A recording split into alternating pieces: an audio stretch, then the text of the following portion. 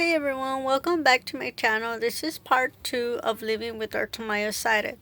So let me start off by telling you a little bit more what dermatomyositis is. So dermatomyositis is an inflammation in the muscles that causes rashes in the skin. So I drew a little diagram of what dermatomyositis is. So we all have white and red blood cells. And for a regular person, the white and red blood cells attack that bacteria so the person could get better. But for a person who has dermatomyositis, the white and red blood cells and the bacteria attack one another, and it's more difficult for us to get better. For example, in during the flu season, for a person who doesn't have dermatomyositis, they are more likely to get better from the flu. But for a person who has dermatomyositis, it's a slower process for them to get rid of the flu. We're more likely to also get sick faster than others. So also dermatomyositis, it affects differently in many people. And this is the weird part about dermatomyositis. So dermatomyositis basically it affects older people, but also dermatomyositis it affects younger people. For example, for me it affected me at age 3. So how it affect me is that at age 3 I was diagnosed with dermatomyositis. So basically at age 1, according to my mom, she told me that I got sick and she didn't know what was really going on with me. So she decided to take me to Children's Hospital, and from there I basically stayed in the hospital for 30 days. And within the 30 days, they were able to remove a bone tissue from my right leg, and from there they figured out that I had dermatomyositis. So basically basically at age 1 I stopped talking. I didn't want to do basically nothing. I just stayed there. And for example, if my mom put me in the ground, I just stay there without moving. And throughout the years, basically, I developed a physical disability. I developed a hard of hearing, and I also developed a learning disability. So the way I developed a hard of hearing was that when my times where I was sick, I basically got a lot of ear infections. And basically from those ear infections, uh, it damaged my eardrums. So that's how I developed a hard of hearing. But when I was in high school, I had my first ear surgery. I believe it was my right ear. Yes, it was my right ear.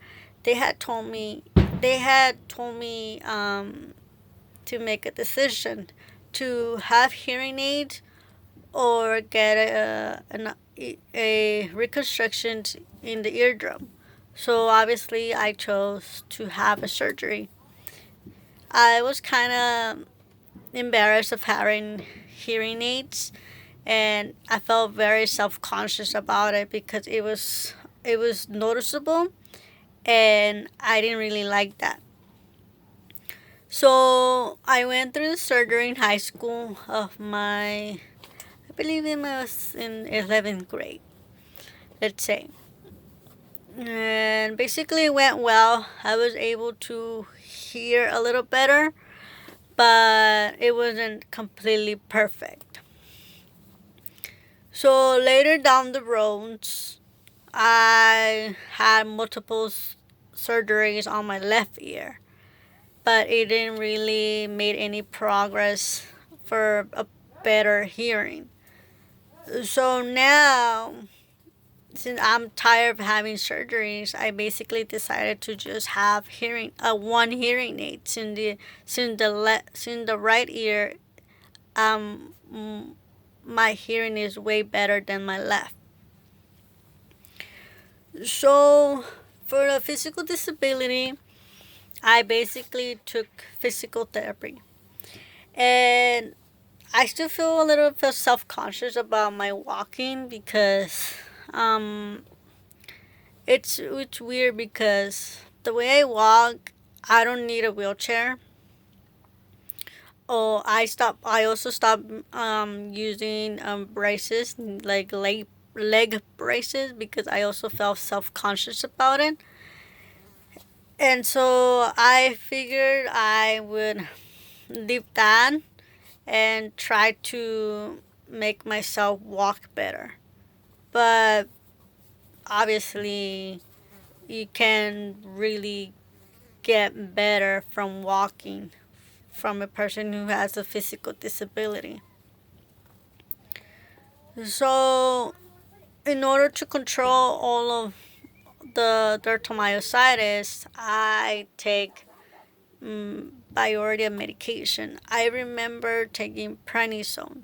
So prednisone basically helps calm dermatomyositis, but the side effect with that medication is they call it the moon phase, and basically the moon phase it makes it makes your face look a little more chubbier.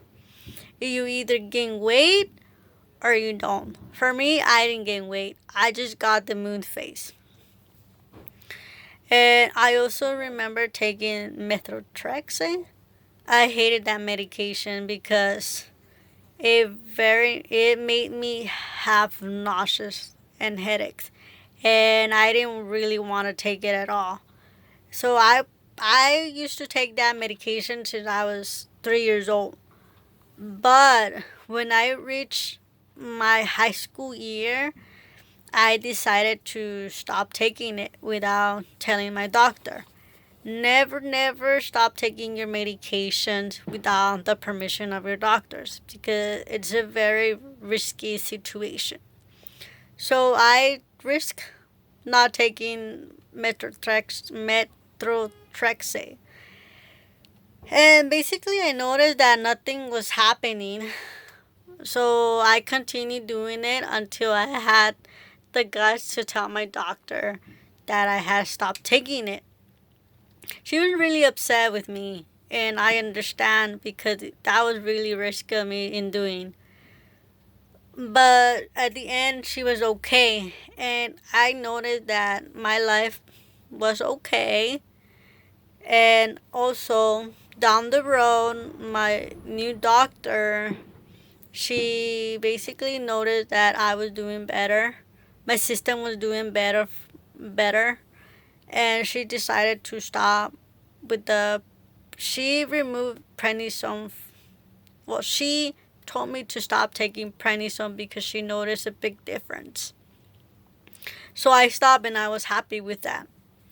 And I would say right now, my my dermatomyositis is under control, but I do take a muscle relaxer, which is baclofen, because I started noticing that I would get really stiff from, I don't know, I guess from just sitting down.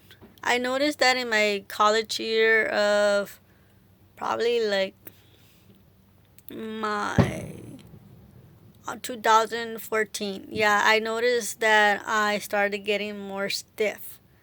And I don't know, it was just weird because every time I walked, I felt that I was gonna fall. And if you guys have experienced that, comment down below and tell me what did you guys do. I'm still taking baclofen and I'm slowly removing it from my system so I don't depend on them either. So basically that's it. If you guys have any questions or comments, please write them down below on the comment section and I'll try to get back to you. So hope you guys have a good day. Bye.